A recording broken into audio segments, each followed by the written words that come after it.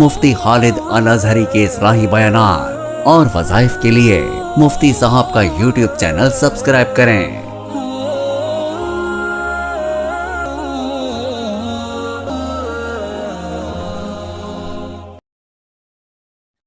نحمده ونصلي ونسلم على رسوله الكريم اما بعد فاعوذ بالله من الشيطان الرجيم بسم الله الرحمن الرحیم۔ معزز ناظرین کرام، السلام علیکم ورحمۃ اللہ وبرکاتہ۔ آج کل ڈینگی بہت زیادہ عام ہو رہا ہے، ہر کوئی اس مرض سے متاثر ہو رہا ہے، اس لیے اس سے بچنے کی احتیاطی تدابیر وہ اختیار کرنا ضروری ہے۔ اس لیے کہ اپنی جان بچانا یہ ہر مسلمان پر لازم ہے۔ اگر خود لاپرواہی سے کوئی اپنے آپ کو تکلیف میں جھونکے تو وہ اس چیز کے لیے گناہ گار بھی ہے اور سزاوار بھی ہے۔ اللہ تبارک و تعالیٰ سے سب سے پہلی بات یہ کہ اللہ کی طرف رجوع کرنا۔ کوئی بھی تکلیف، کوئی بھی پریشانی جب آئے تو رجوع اللہ کی طرف کرنا ہے۔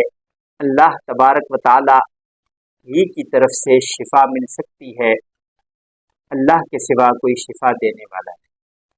سب سے پہلی چیز یہ کہ اللہ کی طرف رجوع کیا جائے، نماز کی پابندی کی جائے۔ نماز کی پابندی اس لیے کہ نماز وہ عمل ہے کہ اللہ تبارک و تعالیٰ نے اپنے کلام پاک میں 700 سے زائد مرتبہ نماز کا حکم دیا ہے۔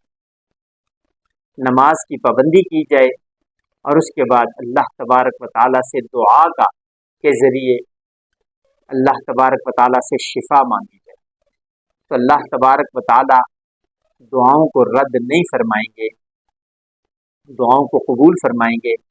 اور اس کے لیے خاص طور پر اس ڈینگی کے لیے سورہ زلزال کا ورد کیا جائے، صبح و شام 11 مرتبہ پڑھ کر پانی پہ دم کر کے مریض خود کرے یا کوئی بھی دوسرا شخص مریض کے لیے پانی دم کر کے وہ پانی پلاتے رہے تو اس سے انشاءاللہ العزیز یہ تکلیف ختم ہو جائے گی۔ اور اسے صدقہ جاریہ سمجھتے ہوئے دوسرے لوگوں تک بھی پہنچائیں۔ وجہ یہ ہے کہ اگر ہم کسی کی جان بچانے کا سبب بن جائیں تو فرمایا من احیاها فکأنما احیا الناس جمیعا۔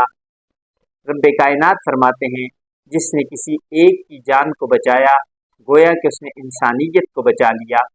اس لیے ہر شخص توجہ کے ساتھ اللہ تبارک و تعالیٰ سے رجوع کرتے ہوئے اس سورہ مبارکہ کو پڑھے، مریض کو پانی پلائے، انشاءاللہ العزیز وہ مریض صحت یاب ہوگا۔ دعا بہترین ذریعہ ہے، اور اس کے ساتھ ساتھ جب بھی کوئی تکلیف پریشانی پہنچے، کوئی بیماری آئے تو صدقہ کرتے رہیں، کیونکہ صدقہ مصیبتوں کو ٹالتا ہے۔ علاج کے ذرائع ہیں، ان ذرائع میں سے ایک ذریعہ صدقہ بھی ہے۔ اور اس کے ساتھ ساتھ استغفار کی کثرت استغفار بھی اللہ کے غضب، اللہ کی ناراضگی کو دور کرتا ہے، اللہ کے غصے کو ٹھنڈا کرتا ہے۔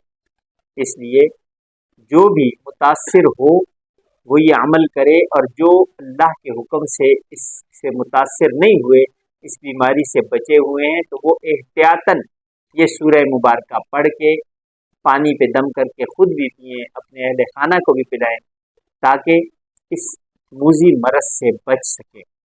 یہ ایک آسان اور بہترین ذریعہ ہے، کیونکہ قرآن پاک کو اللہ تبارک و تعالیٰ نے فرمایا وَنُنَزِّلُ مِنَ الْقُرْآنِ مَا هُوَ شِفَاءٌ وَرَحْمَةٌ لِّلْمُؤْمِنِينَ۔